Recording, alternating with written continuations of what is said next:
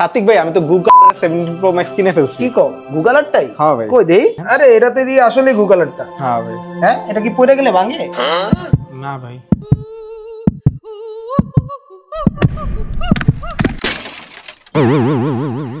উফ আহারে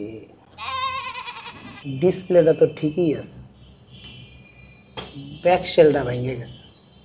দেখাও, আগেই কইছিলাম মোবাইল কেনার আগে কভার কিনো, সেইটাকে তো তোমার লেগা কভার টভার সবই রাখছে, কিনবা না? এই যে একটা ভালো মানের কভার ইউজ করতা, ব্যাক শেলটা কি ভাঙতো? একটা ভালো মানের যদি তোমরা গ্লাস প্রোটেক্টর ইউজ করো তাহলে তো ডিসপ্লেটাও সেফ থাকে। একটা ভালো মানের পলি ইউজ করলে কি আইফোনের বডিতেও দাগ পড়তো? তাও তো তোমরা কইবা ভাই সেই থেকে শুধু দাম বেশি। ভালো ভালো জিনিস বেচি, ভালো জিনিসের মর্ম নাই। এইটার তো একটা চার্জার লাগবে, চার্জারটা নিছো তাও নাও নাই। 40 ওয়াটের চার্জার এখন দিছে, এটাও কইবা যে ভাই 200-300 টাকার ভিতরে চার্জার আছে কিনা, কইবা ভাই 500 টাকার ভিতরে ওয়্যারলেস আছে কিনা।